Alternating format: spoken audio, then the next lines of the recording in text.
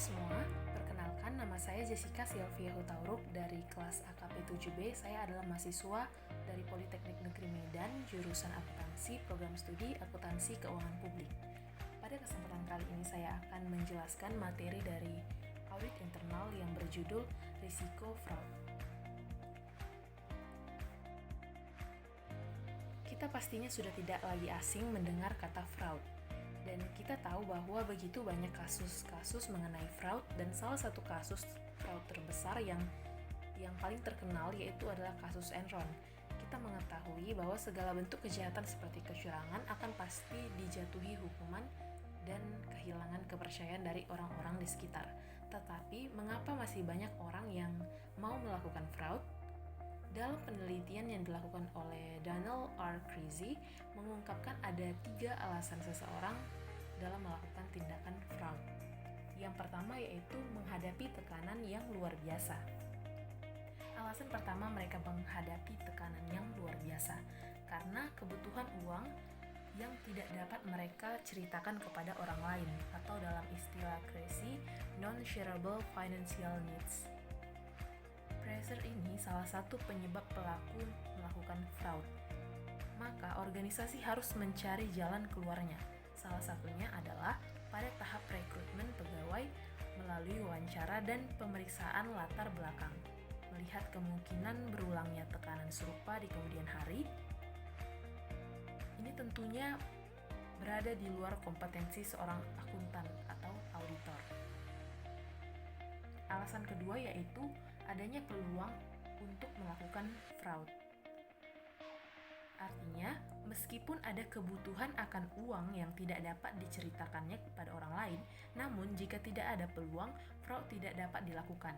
Sistem pengendalian internal yang andal, pelaksana yang cermat dan tidak dapat disuap, dan auditor internal yang awas dan tidak dapat disuap adalah contoh-contoh untuk menekan dari adanya peluang atau opportunity.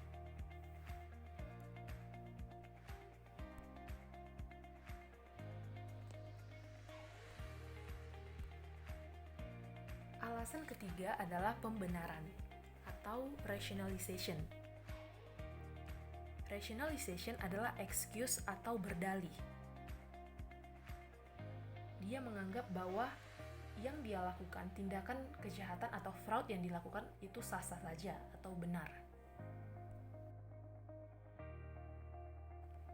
3 alasan mengapa manusia melakukan fraud ini digambarkan dalam fraud triangle, yaitu pressure, perceive, dan rationalization. Kemudian selanjutnya risiko fraud. Semua organisasi mempunyai risiko ancaman fraud. Fraud yang besar meruntuhkan seluruh organisasi, kerugian investasi yang masif, biaya hukum yang signifikan, penahanan dan selanjutnya pemenjaraan toko kunci. Dan juga yang terutama adalah hilangnya kepercayaan terhadap pasar modal di dunia. Pemberitaan di media cetak dan elektronik mengenai perilaku fraud dan korupsi pimpinan organisasi, pengurus perusahaan, dan penyelenggara negara berdampak negatif terhadap reputasi atau individu yang bersangkutan dan juga lembaganya. Juga berpengaruh terhadap brand dan image atau citra banyak organisasi atau juga profesi secara global. Dampak lain dari fraud adalah reaksi pemerintah dalam membuat undang-undang yang menerbitkan banyak kewajiban hukum bukan saja bagi warga negara di mana undang-undang tersebut diterbitkan, tetapi juga kepada warga dari negara-negara lain. Nah, apakah sebenarnya definisi dari fraud? Fraud adalah perbuatan atau dalam arti kejahatan, yakni berbuat sesuatu yang dilarang, yang dirancang untuk menipu satu atau beberapa orang yang berakibat pada kerugian pihak tertentu. Di sini kita dapat melihat ada gambar yaitu fraud tree yang diambil dari ACFA atau Asosiasi Pemeriksa Penipuan Bersertifikat. Untuk lebih rinci, kita dapat melihat lampiran 2, halaman 256. Fraud tree ini menampilkan klasifikasi dari fraud yang memiliki 3 cabang, yaitu yang pertama cabang 1, manipulasi laporan keuangan atau financial statement fraud, cabang kedua penyalahgunaan atau misappropriation, cabang ketiga korupsi, dan dari cabang-cabang itulah terbagi lagi cara-cara untuk melakukan fraud yang dapat kita lihat pada lampiran 2. Selanjutnya yaitu ada fraud, waste, dan abuse. Tiga hal ini sama-sama condong kepada arah yang negatif. Oleh karena itu kita perlu membedakan ketiga ini dari definisinya masing-masing. Yang pertama yaitu fraud. Seperti yang sudah kita ketahui, fraud adalah penipuan untuk keuntungan berupa uang atau keuntungan pribadi. Fraud termasuk pemutarbalikan fakta, membuat keterangan palsu, atau menyembunyikan informasi. Lalu waste. Waste adalah pengeluaran secara sembarangan, salah urus atau penghamburan sumber daya yang merugikan atau berpotensi merugikan pemerintah Amerika Serikat. Waste juga berupa pengeluaran biaya yang tidak perlu, yang disebabkan oleh praktik-praktik sistem atau pengendalian yang tidak efisien atau tidak efektif. Kemudian ada abuse. Abuse adalah pemakaian yang berlebih-lebihan atau yang tidak tepat guna, atau menggunakan sesuatu dengan cara yang bertentangan secara alami atau melawan hukum untuk tujuan yang dimaksud. Abuse dapat terjadi dalam urusan-urusan keuangan maupun non-keuangan. Ketiga jenis ini, fraud, waste, dan abuse ini adalah istilah yang sering dipergunakan dalam audit pemerintahan sektor publik yang ada di Amerika Serikat. Selanjutnya ada ACFA, Report to the Nation 2018. ACFA adalah asosiasi global dari para pemeriksa fraud. ACFA mempunyai perwakilan di Indonesia. ACFA menerbitkan survei global secara berkala. Survei ini juga dilaporkan per kawasan seperti Amerika Utara, Eropa, Asia Pasifik, dan seterusnya. Nah, berikut ini adalah rangkuman dari pokok-pokok temuan dalam laporan global ACFA untuk tahun 2018. Yang pertama yaitu kesimpulannya ya. Yang pertama, rata-rata kerugian dari seluruh kasus fraud adalah 130.000 US dollar. Yang mana ini adalah survei dari 125 negara. Yang kedua, secara global maupun di masing-masing kawasan, korupsi ini adalah suatu bentuk occupational fraud yang paling sering dilakukan. Yang ketiga, ada 3 metode mendeteksi fraud, yaitu informasi dari whistleblower sebanyak 40%, kemudian audit internal 15%, review yang dilakukan manajemen menemukan 13%, dan yang terakhir ada menggunakan hotline yaitu sebesar 46%. Kesimpulan yang keempat, kelemahan dalam pengendalian internal merupakan penyebab utama terjadinya fraud. Yang kelima, kerugian akibat fraud yang dilakukan pria yaitu sebesar 150.000 US dollar jauh lebih besar dari kerugian akibat fraud yang dilakukan wanita, yaitu ada 74.000 US dollar. Kemudian yang keenam, pemantauan atau analisis data dan audit secara mendadak dapat menekan kerugian akibat fraud dan waktu yang diperlukan untuk menemukan fraud. Kesimpulan yang ketujuh, sebagian besar pelaku fraud atau 85% menunjukkan setidak-tidaknya satu behavioral red flag untuk melakukan fraud. Yang kedelapan, dalam 10 tahun terakhir, occupational fraud yang dikirim ke aparat penegak hukum berkurang 16%.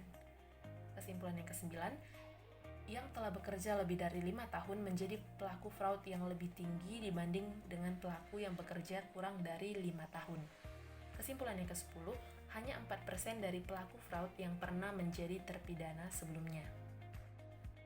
Berikut ini ada disajikan beberapa prinsip utama untuk secara proaktif mengembangkan lingkungan yang secara efektif akan menangani risiko fraud.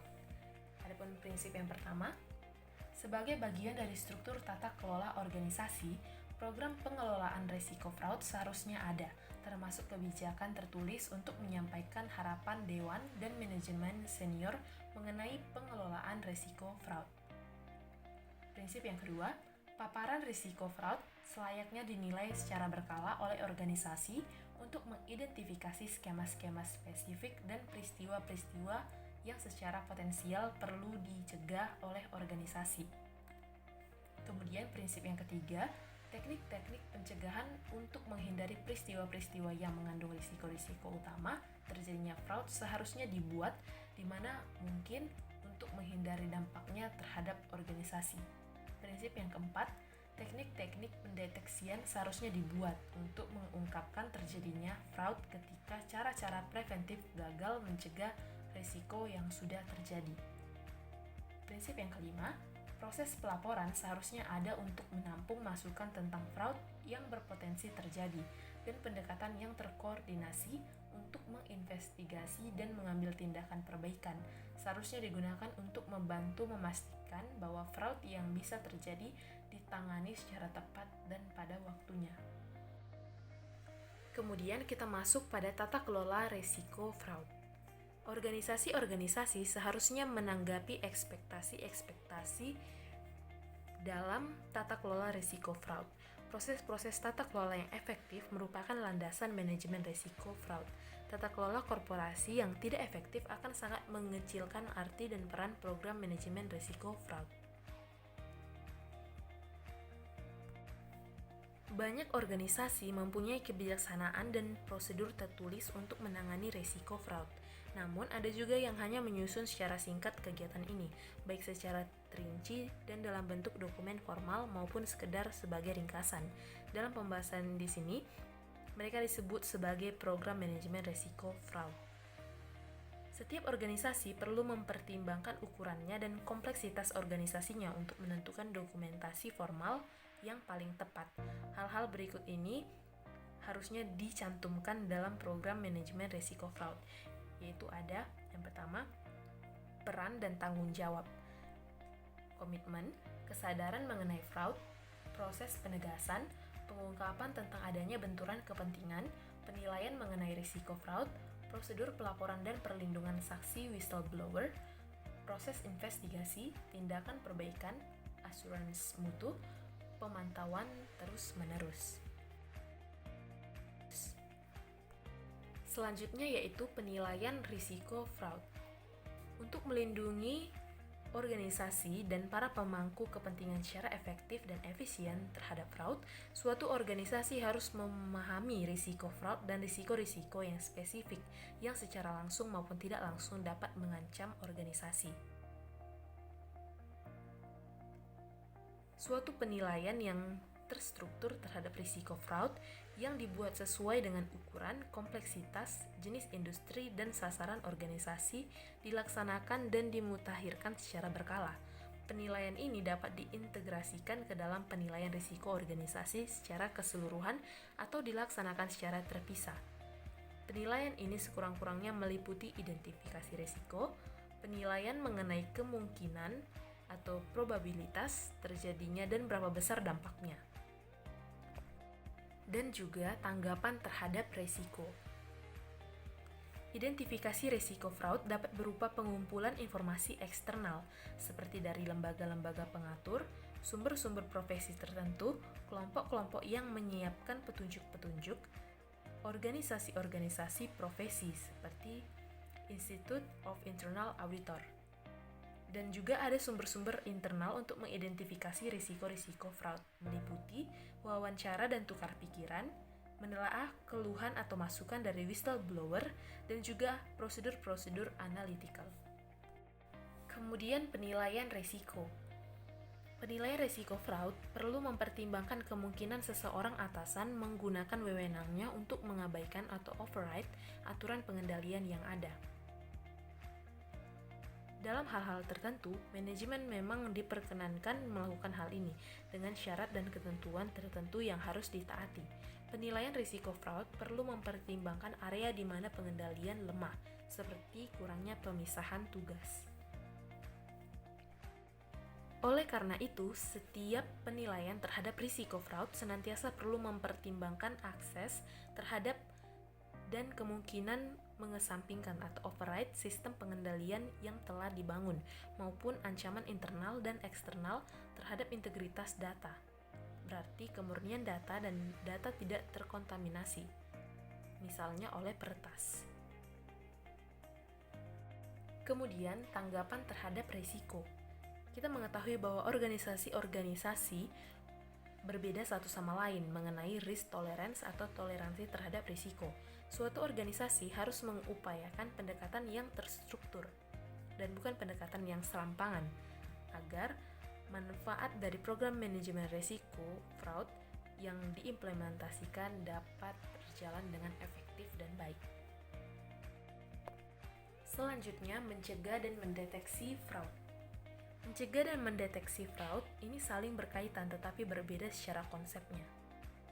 Pencegahan atau prevention meliputi kebijakan, prosedur, pelatihan, dan komunikasi yang berupaya menghentikan terjadinya fraud, sedangkan pendeteksian fraud memusatkan kegiatan dan teknik-teknik yang secara cepat dan tepat untuk mengetahui apakah fraud sudah terjadi atau sedang berlangsung. Selanjutnya, investigasi dan tindakan perbaikan.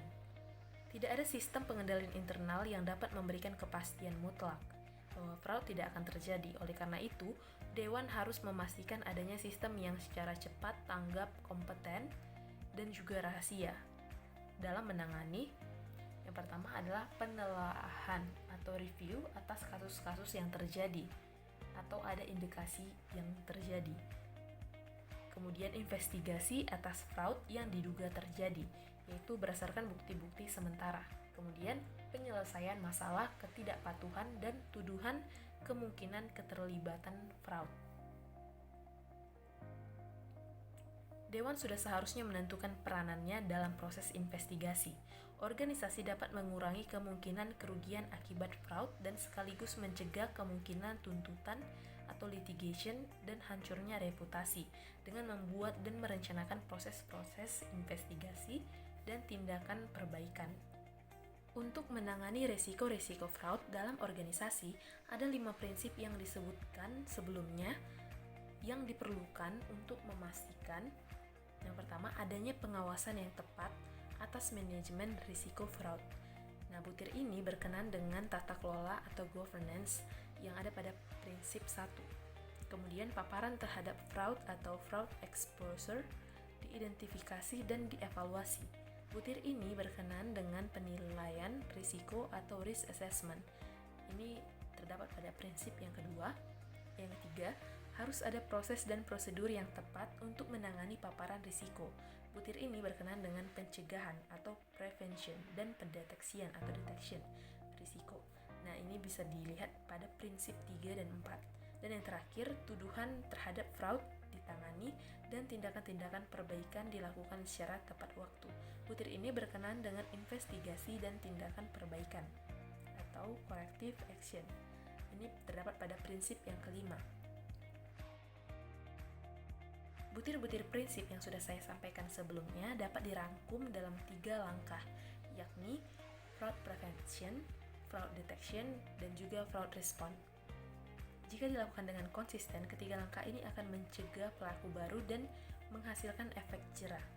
Langkah-langkah ini disajikan dan dapat kita lihat, disajikan berbentuk baling-baling pada gambar. Gambar ini juga menunjukkan lingkaran di luar baling-baling yang merupakan lingkungan untuk berfungsinya baling-baling, yang merupakan langkah-langkah dalam anti-fraud strategy atau strategi melawan fraud. Lingkungan ini terdiri atas legislation, yaitu harus ada aturan, baik aturan eksternal berupa hukum dan ketentuan perundang-undangan, maupun aturan internal seperti kebijakan dan prosedur organisasi. Selanjutnya juga ada risk management atau pengelolaan risiko yang nantinya akan dibahas. Dan juga ada corporate governance atau tata kelola korporasi yang baik. Dan juga ethical culture atau budaya organisasi yang menaati ketentuan etika dan aturan perilaku. Baiklah, sekian presentasi yang dapat saya bawakan. Semoga presentasi ini dapat dimengerti oleh teman-teman sekalian. Sekian dari saya, terima kasih.